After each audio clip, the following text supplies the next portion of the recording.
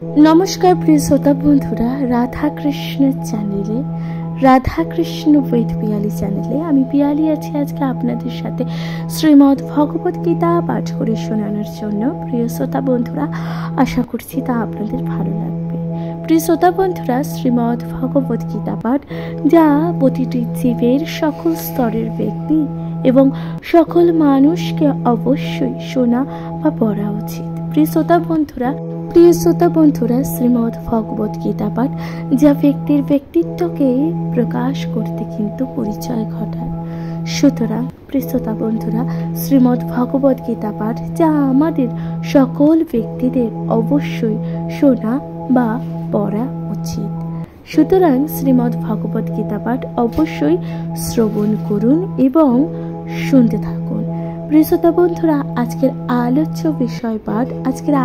বিষয়বস্তু হচ্ছে শ্রীমদ্ ভগবত গীতার ৮ম অধ্যায় অক্ষর ব্রহ্মযোগীর 11 নং শ্লোক।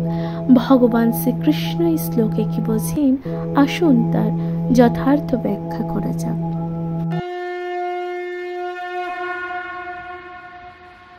নমস্কার প্রিয় শ্রোতা বন্ধুরা, শ্রীমদ্ ভগবত গীতার ৮ম অধ্যায়ের 11 শ্লোকে ভগবান বলছেন যদক্ষরং বেদ বেদি বদন্তি বিশ্বন্তি যতরৈ বেদ রাগা যদিচ্ছন্ত ব্রহ্মচর্যং চরন্তি তত্তে পদং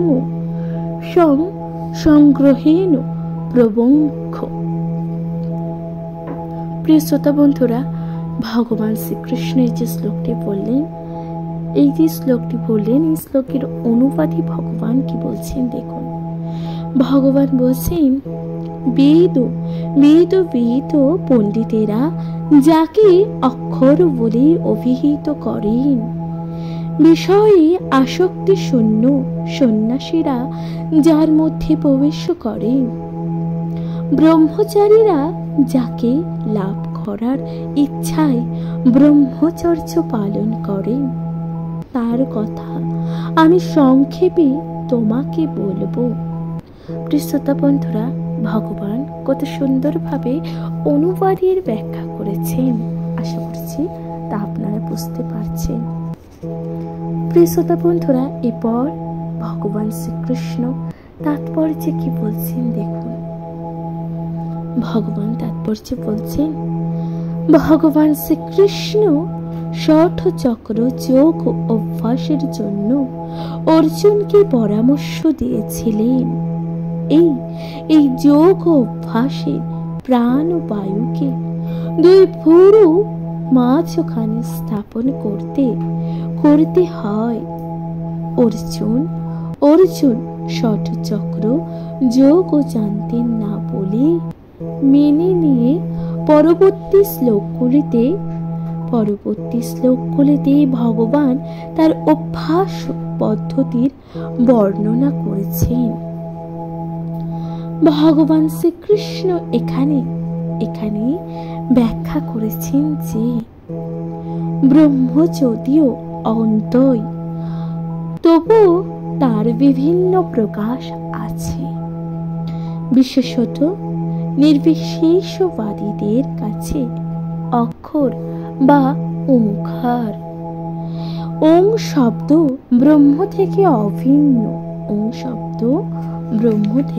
অভিন্ন। শ্রীকৃষ্ণ এখানে সেই ব্রহ্মের বর্ণনা করেছেন যার মধ্যে সর্বত্যাগী সন্ন্যাসী গণ প্রবেশ করেন।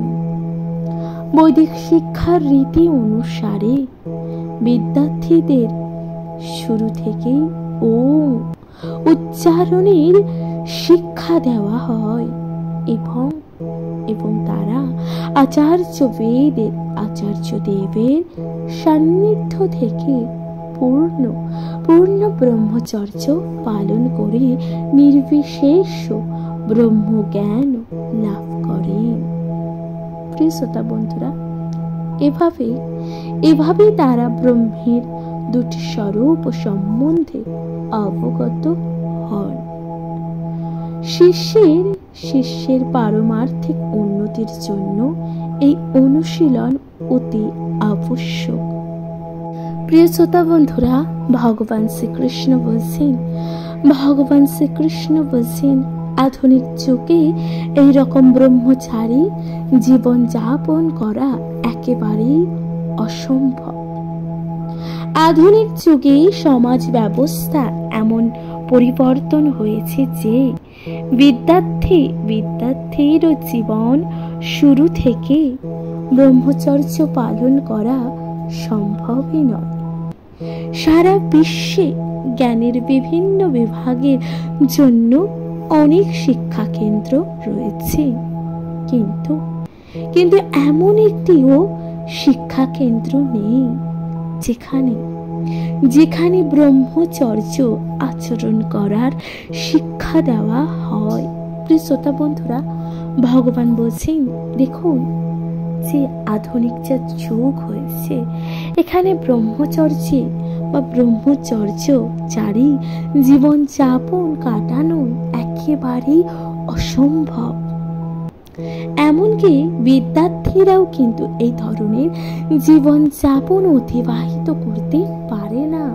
তাই ভগবান বলছেন যে আধুনিক যুগে এমন কোনো বিদ্যালয় নেই যেখানে ব্রহ্মচর্যার শিক্ষা দেওয়া হয়। ব্রহ্মচর্যের আচরণ না করে পারমার্থিক উন্নতি লাভ করা অত্যন্ত কঠিন। তাই শ্রী চৈতন্য মহাপ্রভু প্রচার করে গেছেন,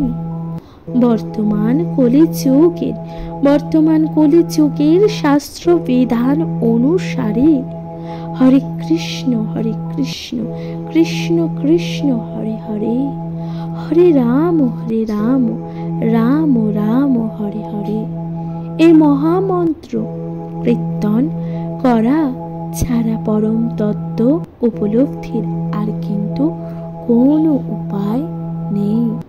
শ্রোতা বন্ধুরা, তাই ভগবান শ্রীকৃষ্ণ বলছেন এই যে বর্তমান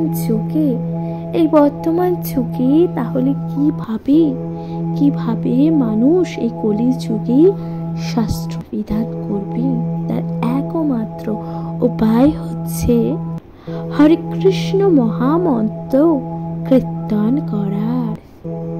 এছাড়া আর কিন্তু কোনো উপলব্ধির বা পরম তত্ত্ব উপলব্ধির আর দ্বিতীয় কোনো উপায় নেই। প্রিয় শ্রোতা বন্ধুরা, তাহলে এখানেই সমাপ্ত হচ্ছে একাদশ শ্লোক। আশা করছি তা আপনাদের ভালো লেগেছে। প্রিয় শ্রোতা বন্ধুরা, এর পরবর্তী শ্লোক দ্বাদশ শ্লোকে ভগবান শ্রীকৃষ্ণ কি বলছেন, আসুন তার যথাযথ ব্যাখ্যা করা যাক।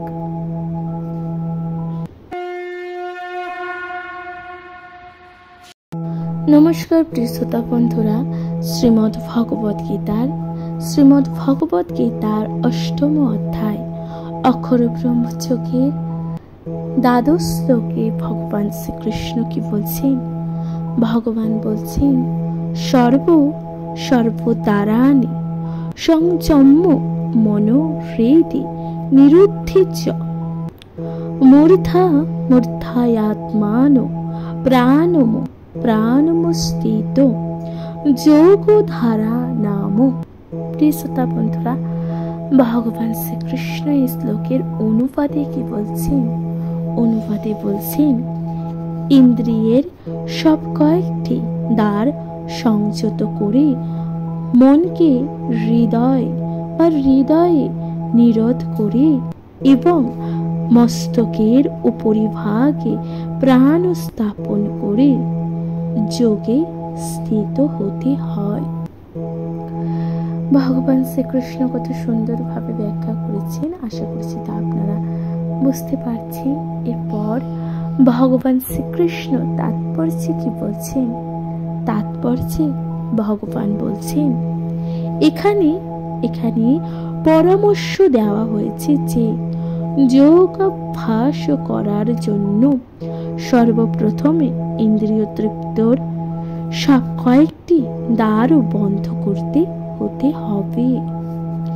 এই অভ্যাসকে বলা হয় প্রত্যাহার এবং এবং ইন্দ্রিয়ের বিষয় থেকে ইন্দ্রিয়গুলিকে সম্বরণ করা। চক্ষু, কর্ণ, নাসিকা, জিহ্বা ও ত্বক, এই জ্ঞানেন্দ্রিয়গুলিকে সম্পূর্ণভাবে সংযত করে ইন্দ্রিয় সুখ ও ভোগ করার বাসনা দমন করতে হয়। এভাবে মন হৃদয়স্থিত পরমাত্মার একাগ্র হয় এবং প্রাণবায়ু মস্তকের উপরিভাগে আরোহণ করে। ষষ্ঠ অধ্যায়ে এই পদ্ধতির বিশদ বর্ণনা কিন্তু করা হয়েছে, কিন্তু পূর্বেই বলা হয়েছে যে এই যুগে এই প্রকার যোগ অভ্যাস করা বাস্তবসম্মত নয়। এই যুগের সর্বোত্তম সাধনা হচ্ছে কৃষ্ণ ভাবনা। শ্রোতা বন্ধুরা, তাহলে ভগবান বলছেন এই যুগে সর্বোত্তম সাধনা কি? তা একমাত্রই কৃষ্ণ সাধনা। ভক্তি সহকারে যিনি তার মনকে নিরন্তর শ্রীকৃষ্ণের ধ্যানে মগ্ন রাখতে পারেন, তার পক্ষে অবিচলিতভাবে অপ্রাকৃতিক সমাধিতে স্থিত হওয়া অত্যন্তই সহজ। শ্রোতা বন্ধুরা, ভগবান কত সুন্দরভাবে ব্যাখ্যা করেছে, আশা করছি তা আপনাদের ভালো লাগছে। তাহলে এখানে সমাপ্ত হচ্ছে দ্বাদশ শ্লোক। এরপর ত্রয়োদশ শ্লোকে ভগবান কি বলছেন, আসুন তার যথার্থ ব্যাখ্যা করা যাক।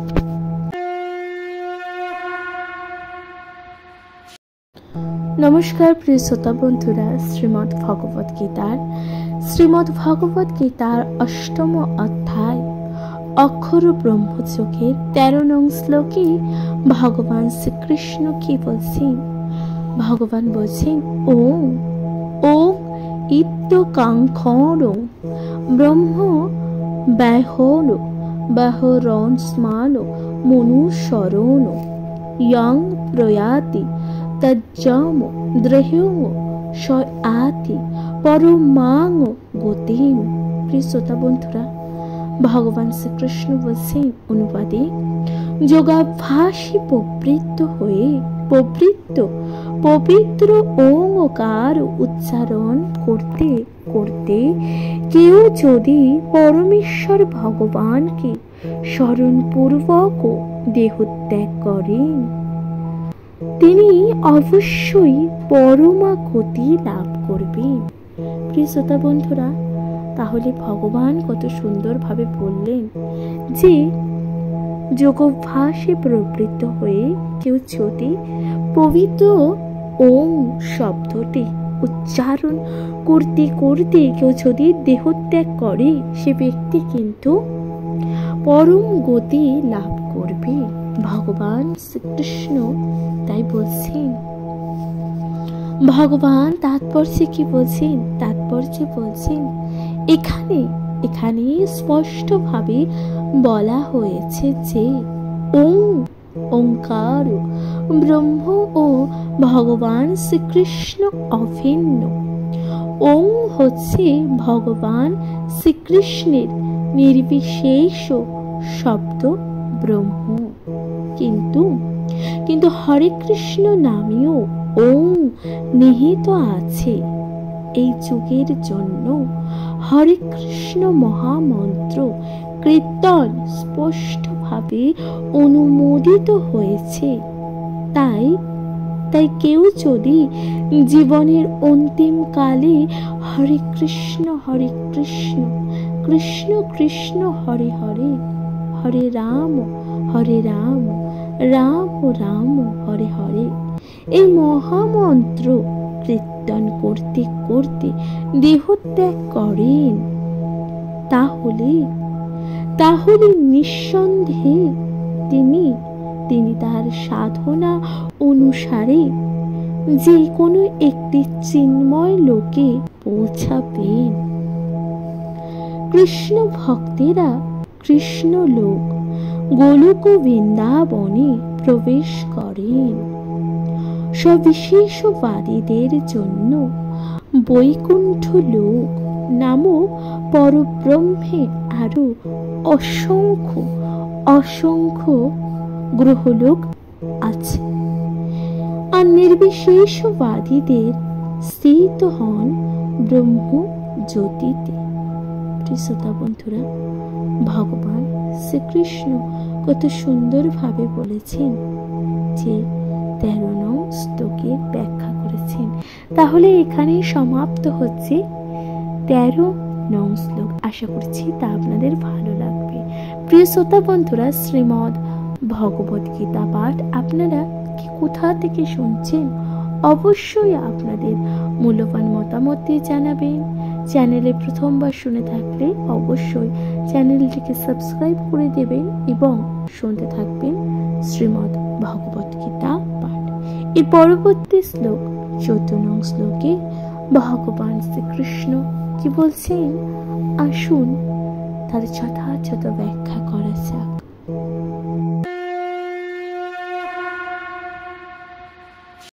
নমস্কার প্রিয় শ্রোতা বন্ধুরা, শ্রীমদ্ ভগবত গীতার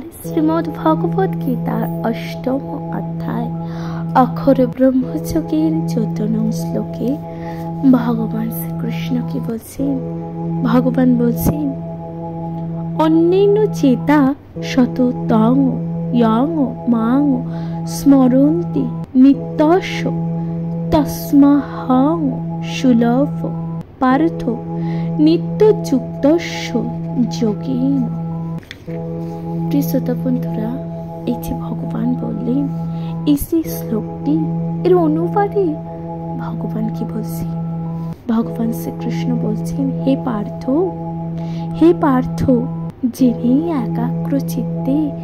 যিনি একাগ্র চিত্তে কেবল আমাকে নিরন্তর স্মরণ করেন, আমি সেই নিত্যযুক্ত ভক্ত যোগীর কাছে সুলভ হই। তাহলে এখানে পার্থ কাকে বলেছে? এখানে পার্থ অর্থাৎ অর্জুনকে বোঝানো হচ্ছে বা অর্জুনকে বলা হচ্ছে, যিনি একাগ্র চিত্তে আমাকে নিরন্তর স্মরণ করে। ভগবান অর্জুনকে বলছেন, যে ব্যক্তি বা যে মানুষ একাগ্র চিত্তে শ্রীকৃষ্ণকে স্মরণ করেন, আমি সেই নিত্যযুক্ত ভক্ত যোগীর কাছে সুলভ হই, আমি সেই ভক্তের কাছে কিন্তু আসি।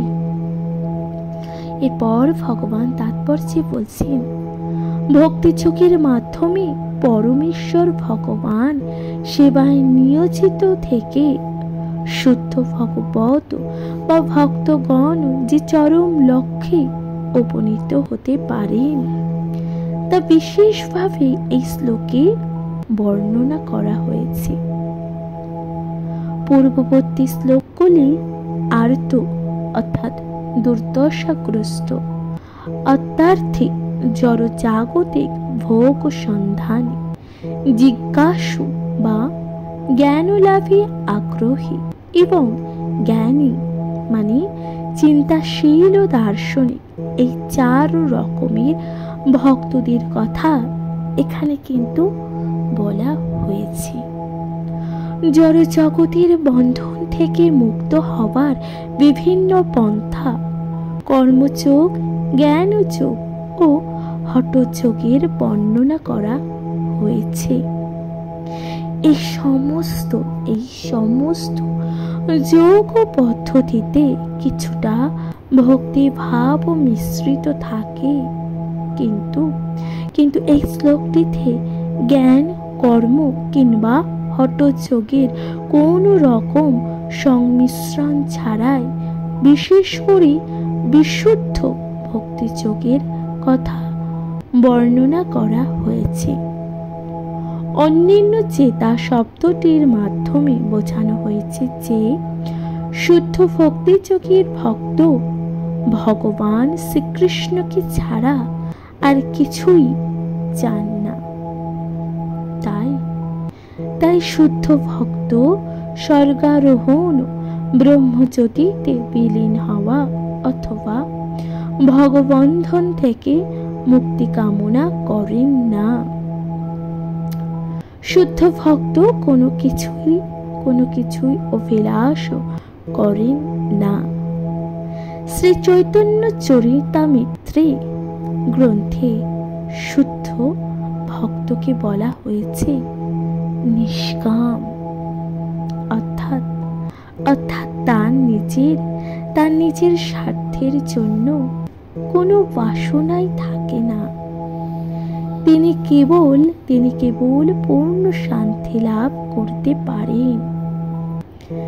স্বার্থ সিদ্ধির জন্য সচেষ্ট ব্যক্তিরা কখনোই সেই শান্তি লাভ করতে পারেন না।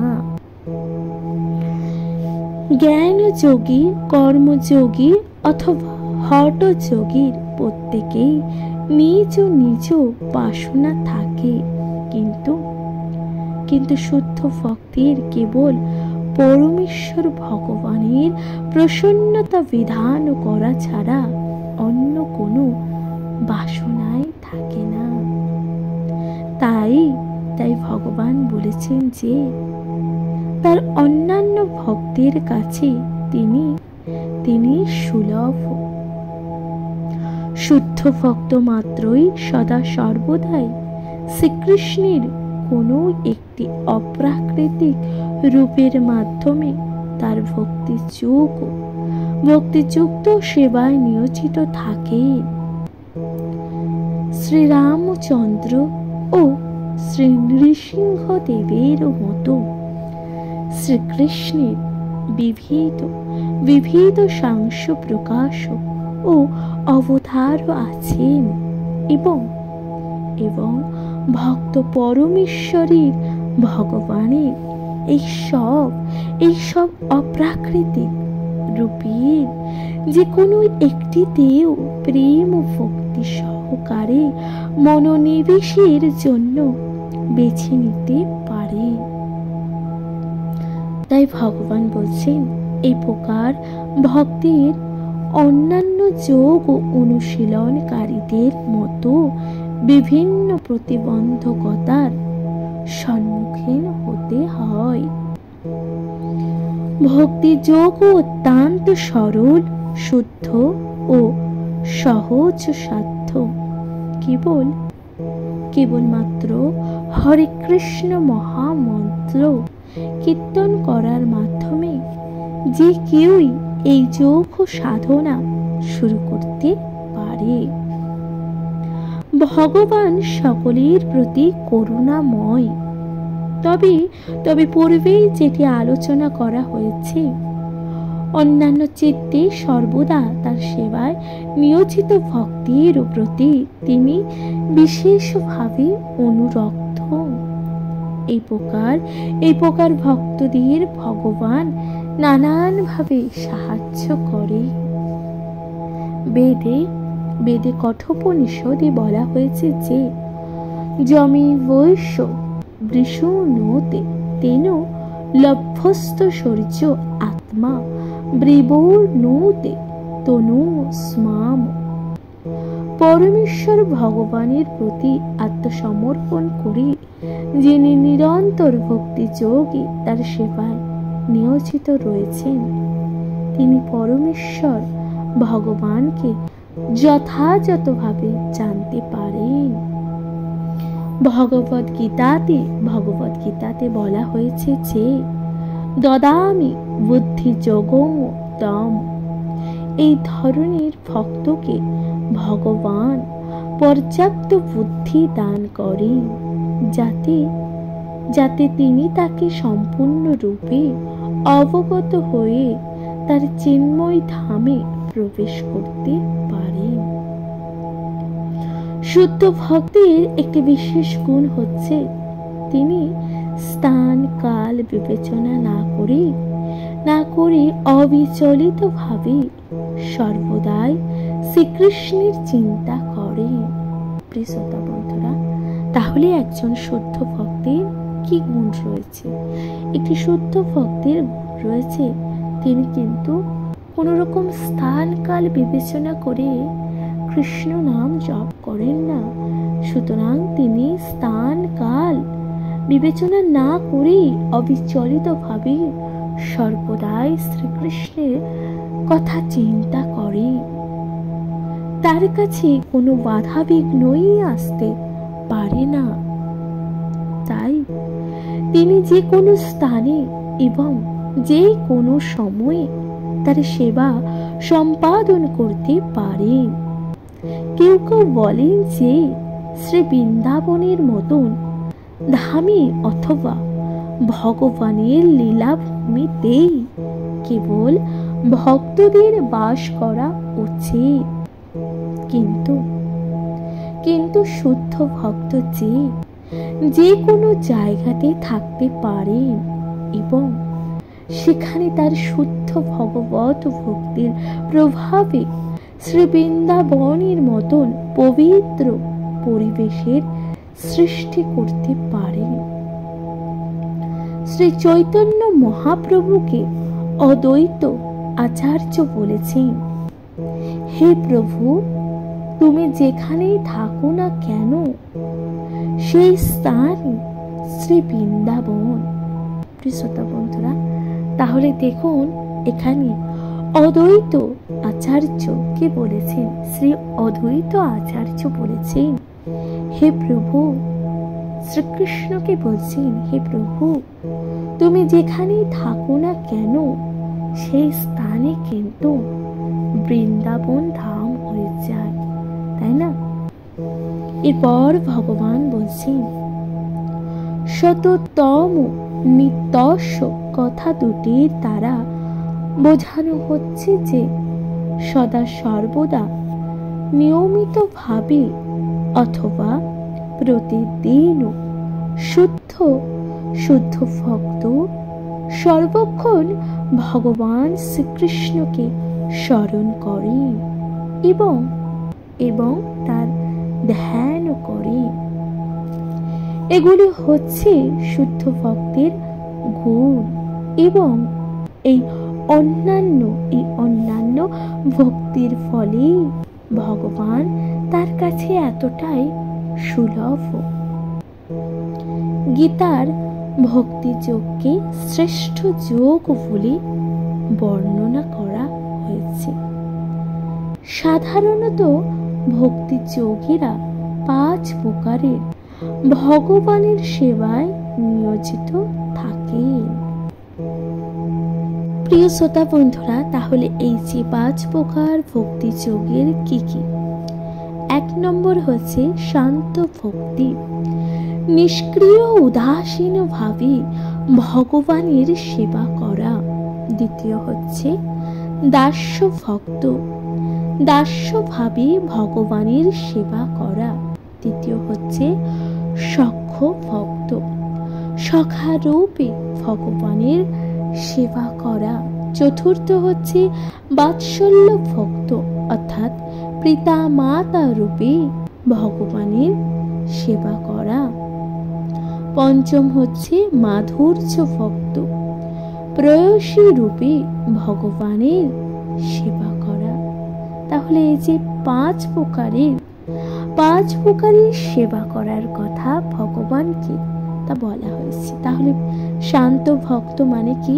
প্রথমটা দেখুন, শান্ত ভক্ত মানে যিনি শান্ত অবস্থায় ভগবানের আরাধনায় বিলীন থাকেন এবং নিষ্ক্রিয় উদাসীন ভাবে ভগবানকে সেবা করেন। দ্বিতীয় হচ্ছে দাস্য ভক্ত, অর্থাৎ দাস রূপে ভগবানকে সেবা করা।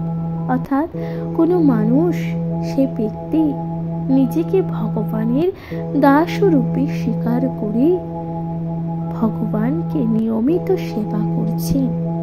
এটা হচ্ছে দ্বিতীয় প্রকার ভাগ। এবং তৃতীয় হচ্ছে সখ্য ভক্ত, অর্থাৎ ভগবানকে কোনো ব্যক্তি নিজের সখা রূপে মেনে ভগবানকে সেবা করছেন। এটা হচ্ছে তৃতীয় প্রকার ভাগ। এবং চতুর্থ ভাগ হচ্ছে বাৎসল্য ভক্ত। বাৎসল্য ভক্ত কেমন? তা হচ্ছে পিতামাতা রূপে ভগবানকে সেবা করা। অর্থাৎ মানুষ যেমন নিজের মাতা পিতাকে সেবা করে, ঠিক তেমনি ভাবে ভগবানকে নিজের পিতা মাতা রূপে স্বীকার করে সেবা করা।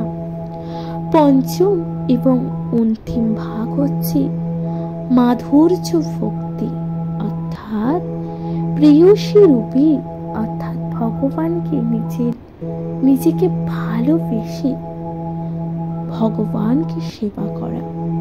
এগুলির মধ্যে যে কোনো একটিকে অবলম্বন করে শুদ্ধ ভক্ত ভগবত সেবায় অনুক্ষণ নিয়োজিত থাকেন এবং পরমেশ্বর ভগবানকে কখনোই ভুলতে পারেন না। আর সেই কারণেই ভগবান তার কাছে সুলভ। শুদ্ধ ভক্ত এক মুহূর্তের জন্য পরমেশ্বর ভগবানকে ভুলে থাকতে পারেন না। আর তেমনি ভগবানও তার শুদ্ধ ভক্তকে এক মুহূর্তের জন্য ভুলে থাকতে পারেন না। তাই এখানে বলা হচ্ছে যে দেখুন, হরে কৃষ্ণ কৃষ্ণ কৃষ্ণ হরে হরে, হরে রাম রাম রাম হরে হরে। এই যে মহামন্ত্র কীর্তন করার কৃষ্ণ ভাবনাময় পদ্ধতিতে ভগবান শ্রীকৃষ্ণের এক মহান আশীর্বাদ এই মহামন্ত্র। তাহলে এই মহামন্ত্রই হচ্ছে এই হরি নাম, যে মহামন্ত্র, তা ভগবানকে আরাধনা করার একমাত্রই উপায় বা পথ, কৃষ্ণ ভাবনায় নিজেকে নিয়োজিত করার একমাত্র পথ। প্রিয় শ্রোতা বন্ধুরা, তাহলে এখানেই সমাপ্ত হচ্ছে 14 নং শ্লোক। আশা করছি তা আপনাদের ভালো লাগছে। প্রিয় শ্রোতা বন্ধুরা, এর পরবর্তী শ্লোক 15 নং শ্লোকে ভগবান শ্রীকৃষ্ণ কি বলছেন, আসুন তার যথাযথ ব্যাখ্যা করা যাক। শুনতে থাকুন শ্রীমদ্ ভগবত গীতা পাঠ।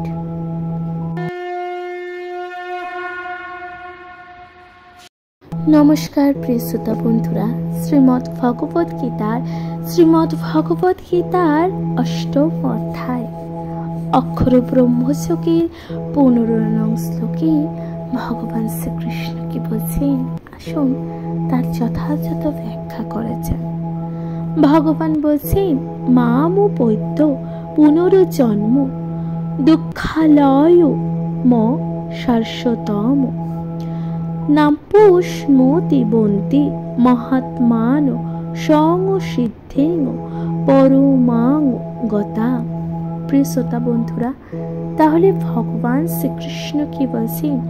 ভগবান অনুবাদে বলছেন, মহাত্মা ভক্তিপরায়ণ যোগী গণ আমাকে লাভ করে আর এই দুঃখপূর্ব নশ্বর সংসারে পুনরায় জন্মগ্রহণ করেন না, কেননা তার পরম সিদ্ধি প্রাপ্ত হয়েছে। এরপর ভগবান তাৎপর্যে কি বলছেন দেখুন। ভগবান বলছেন,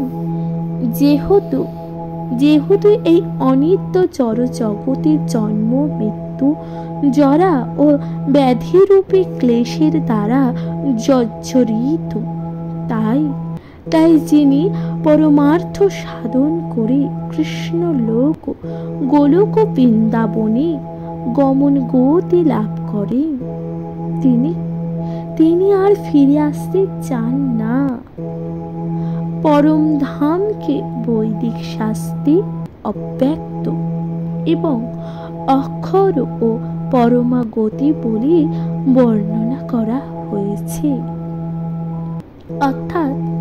অর্থাৎ সেই গ্রহলোকে আমাদের জড়দৃষ্টির অতীত এবং যা বর্ণনার অতীত, কিন্তু সেটি মহাত্মা দেব পরম গতিরূপ চরম লক্ষ্য। মহাত্মারা আত্মোপলব্ধি প্রাপ্ত ভগবত ভক্তের কাছ থেকে ভগবত তত্ত্ব আহরণ করেন এবং ক্রমশ কৃষ্ণ ভাবনায় ভাবিত হয়ে তাদের ভগবত ভক্তির উন্নীত সাধন করেন। এভাবেই তারা ভগবত সেবায় এত তন্ময় থাকেন যে কোনো উচ্চলোকে অথবা এমনকি চির জগতেও উদ্বিগ্ন হবার কোন রকম বাসনা তাদের থাকে না। তাই ভগবান বলছেন, ভগবান শ্রীকৃষ্ণ ও শ্রীকৃষ্ণের সান্নিধ্য ব্যতীত তারা কোনো কিছুই কামনা করেন না। সেটি জীবনের পরম সার্থকতা। এই শ্লোকটিতে পরমেশ্বর ভগবান শ্রীকৃষ্ণের সব বিশেষবাদী ভক্তদের কথায় গুরুত্ব সহকারে উল্লেখিত করেছেন। এই সমস্ত ভক্তরা কৃষ্ণ ভাবনার মাধ্যমে জীবনের পরম সিদ্ধি লাভ করেন। অর্থাৎ তারা হচ্ছেন এখানে মহাত্মা। তাহলে মহাত্মা কাদের বলেছেন ভগবান? আশা করছি তা আপনারা বুঝতে পারছেন। প্রিয় শ্রোতা বন্ধুরা, তাহলে এখানে সমাপ্ত হচ্ছে 15 নং শ্লোক। আশা করছি তা আপনাদের ভালো লাগছে। প্রিয় শ্রোতা বন্ধুরা, ভগবান শ্রীকৃষ্ণের মধুর বাণী তথা শ্রীমদ্ ভগবত গীতা পাঠ আপনাদের কেমন লাগছে? আপনাদের গুরুত্বপূর্ণ মতামত দিয়ে জানাতে ভুলে যাবেন না। প্রিয় শ্রোতা বন্ধুরা, চ্যানেলে প্রথমবার শুনে থাকলে অবশ্যই চ্যানেলটিকে সাবস্ক্রাইব করে দিয়ে পাশে থাকবেন। প্রিয় শ্রোতা বন্ধুরা, শ্রীমদ্ ভগবত গীতা পাঠ অবশ্যই শুনতে থাকবেন। শ্রীমদ্ ভগবত গীতা যা মানুষের ব্যক্তিত্ব, মানুষের জীবন তথা মানুষের চরিত্রকে পরিবর্তন করতে সহায়তা করে। শ্রীমদ্ ভগবত গীতা পাঠ যা ব্যক্তির দিক ও দর্শন তথা ব্যক্তির চিন্তা ভাবনাকেও পরিবর্তন করতে সহায়তা করে। শ্রীমদ্ ভগবত গীতা পাঠ যা কোনো নির্দিষ্ট ব্যক্তি তথা কোনো নির্দিষ্ট সম্প্রদায়ের জন্য রচিত হয়নি। শ্রীমদ্ ভগবত গীতা যা সকল স্তরের ব্যক্তি এবং সকলের জন্যই রচিত বা শ্রবণ করার জন্যই হয়েছে। প্রিয় শ্রোতা বন্ধুরা, আশা করছি শ্রীমদ্ ভগবত গীতা পাঠ আপনাদের ভালো লাগছে। দয়া করে আপনাদের মূল্যবান মতামত জানাতে ভুলে যাবেন না। চ্যানেলে প্রথমবার শুনে থাকলে অবশ্যই চ্যানেলটিকে সাবস্ক্রাইব করে দিয়ে লাইক, কমেন্ট, শেয়ার করে পাশে থাকুন। তাহলে আজকের মতন জানাচ্ছি এখানে বিদায়। ভালো থাকবেন, সুস্থ থাকবেন, শুনতে থাকবেন শ্রীমদ্ ভগবত গীতা পাঠ। নমস্কার।